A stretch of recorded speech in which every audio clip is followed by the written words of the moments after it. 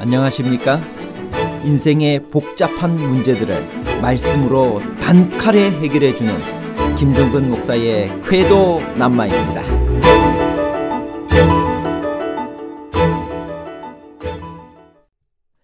성전 건축을 시작한 솔로몬 제위 제4년이 출애굽 480년이라는 열왕기상 6장 1절의 말씀은 숫자를 12세대수로 표현한 것인가요? 아니면 480년이라는 숫자는 실제수인가요?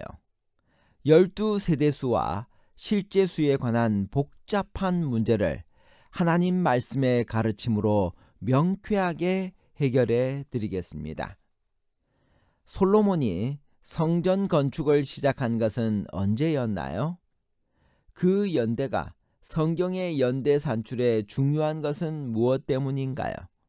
성전 건축을 시작한 솔로몬 제위 제4년이 출애굽 480년이면 출애굽 연대는 언제인가요? 열왕기상 6장 1절 이스라엘 자손이 애굽 땅에서 나온 지 480년이요 솔로몬이 이스라엘 왕이 된 지 4년 15월 곧 둘째 달에 솔로몬이 여호와를 위하여 성전 건축하기를 시작하였더라. 열왕기상 6장 1절은 솔로몬이 성전 건축을 시작한 제위 4년을 출애굽한 지 480년째 되는 해라고 말합니다. 이 연대기적 정보는 매우 중요합니다. 솔로몬 제4년이 언제인지 알아내면 그것이 기준점이 되어 출애굽 연대는 물론이요 출애굽을 전후한 역사적 사건들의 연대도 알아낼 수가 있기 때문입니다. 그런데 그렇게 하려면 반드시 해결해야 할 두 가지 문제가 있습니다. 첫째는 480년이 어림수나 세대수를 나타내는 표현이 아니라 실제수라는 것이 확인되어야 합니다. 만일 이 숫자가 실제수가 아니며 솔로몬 제4년에서부터 480년을 역산하여 출애굽 연대를 찾는 것 자체가 무의미한 시도입니다. 이 문제를 둘러싸고 논쟁이 진행되어 왔습니다. 둘째는 솔로몬 제4년이 오늘날 우리가 사용하는 BC 연대로 정확히 언제인지가 확인되어야 합니다. 우선 본문이 명백하게 언급하고 있음에도 불구하고 480년이라는 숫자의 진실성에 대해 의문이 제기되는 이유부터 살펴봅니다. 그 첫 번째는 출애굽에서 솔로몬 시대까지 성경에서 확인되는 전체 연대를 합산하면 480년이 넘는다는 사실에 근거합니다.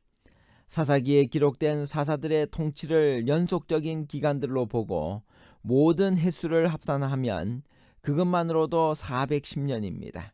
거기에 모세와 여호수아 시대 그리고 사울과 다윗 시대를 합하면 500년이 훌쩍 넘습니다. 이 판단에는 사도행전 13장 19절에서 20절도 중요한 역할을 합니다. 그 구절은 가나안 정복에서부터 사무엘 때까지를 약 450년이라고 합니다. 이 숫자로 계산하면 출애굽부터 솔로몬 시대까지는 거의 600년에 이릅니다. 그러나 이 주장들은 역으로 사사기에 기록된 사사들의 통치 기간을 나타내는 숫자와 사도행전의 숫자를 실제수로 받아들인 것입니다. 480을 실제수로 보지 않는 사람들은 그 대안으로 이 숫자를 12세대수로 봅니다.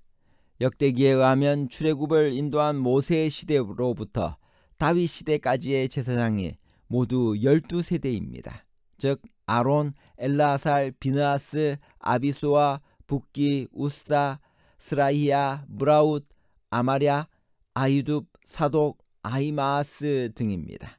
이렇게 이해할 경우 480년은 정확한 연대가 아니라 그저 한 세대를 40으로 본 일정한 수의 회전이 됩니다.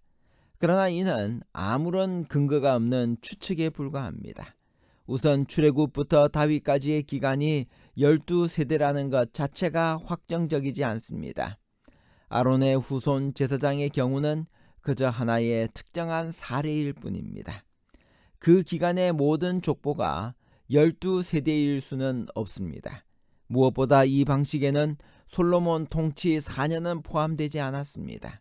이 숫자가 진정 아론으로부터 아히마아스에 이르는 12세대를 가리키는 숫자라면 솔로몬의 4년을 포함하여 484년이라고 했어야 합니다. 그렇다면 480년이라는 숫자는 실제 수인가요? 그렇습니다. 본문은 그 사실을 다른 아무런 의도 없이 정확하고 단정적으로 제시하고 있습니다. 이어지는 솔로몬이 이스라엘 왕이 된 지 4년 15월 곧 2월이라는 표현이 그것을 확인해 줍니다. 이 표현은 매우 정밀하고 정확합니다. 왕의 통치 연도와 달수까지 언급합니다. 달의 이름까지 틀리지 아니하고 정확히 15월 곧 2월이라고 말합니다. 이는 건축이 마친 연도를 알려주는 37절에서 38절에서 다시 반복됩니다. 그 구절은 제4년 15월에 여호와의 전 기초를 쌓았고 제11년 불월 곧 8월에 그 설계와 식양대로 전이 다 피력되었다고 말합니다. 이 모든 연대는 정확하게 표현된 실제적 기록입니다. 그러므로 그와 함께 대비되어 언급된 이스라엘 자손이 애굽 땅에서 나온 지 480년이란 연도도 실제 수인 것이 당연합니다. 그렇다면 솔로몬 제4년은 언제인가요? 여러 학문적인 접근에 의해 제시된 다양한 이론들이 있지만 가장 일반적으로 받아들여지고 있는 연대는 BC 967년이나 966년입니다. 가을에서 가을로 계산하는 방식에 따르면 제4년 15월은 BC 966년 봄입니다. 전통적으로 받아들여지고 있는 출애굽 연대 BC 1445년설은 바로 여기에 근거한 것입니다. 480년이 시작되는 제1년 둘째 달은 BC 966년으로부터 479년 전인 BC 1445년이기 때문입니다. 이러한 이해는 사사기 11장 25절에 의해서도 지지를 받습니다. 그 구절에서 입다는 이스라엘이 요단 동편 지역에 거주한 지 300년이라고 말합니다. 입다가 살던 시대는 대략 BC 1100년경입니다. 그렇다면 가나안 정복은 대략 BC 1400년경이 됩니다. 열왕기상 6장에 근거한 BC 1445년 출애굽 연도와 일치하는 것입니다. 출애굽 연대 후기설을 지지하는 고고학적 증거로 가장 대표적인 것이 메르넵타 석비입니다. 이 석비는 람세스 2세의 아들인 메르넵타가 남긴 것으로 반란을 일으킨 가나안 도시들을 정벌하는 내용을 담고 있습니다. 가나안의 여러 지명들과 함께 이스라엘이란 단어가 등장하기에 흔히 이스라엘 석비라고도 불리는 이 석비는 출애굽의 연대를 정하는 데 있어서 매우 중요한 기준점을 제공합니다.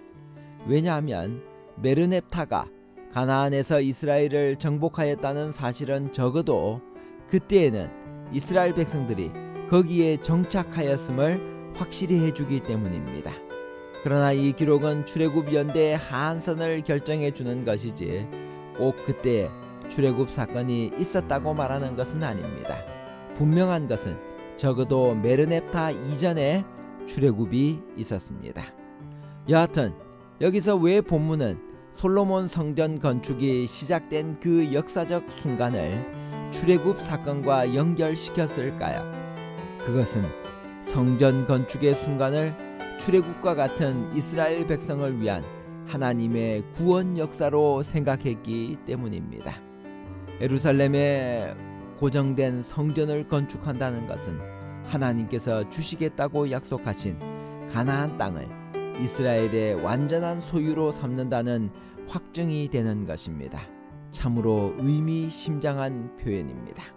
결론입니다. 첫 번째, 성전 건축을 시작한 솔로몬 제위 제4년이 출애굽 480년이라는 열왕기상 6장 2절의 말씀은 숫자를 12세대수로 표현한 것이 아니라 480년이라는 숫자는 실제 수인 것입니다. 둘째, 솔로몬 성전은 솔로몬 왕 즉위 4년 12월에 시작하여 즉위 11년 8월에 끝났으니 실제로는 7년 반이 걸린 셈입니다. 다윗 때부터 재료들이 준비되었고 일시에 많은 인원이 동원되었기 때문에 비교적 짧은 기간에 완공할 수 있었습니다. 셋째, 솔로몬의 성전 건축에서 배울 교훈은 무거운 돌로 쌓아 올렸다는 것과 내부는 백향목으로 붙였다는 것과 백향목에 금을 입혔다는 것입니다. 감사합니다.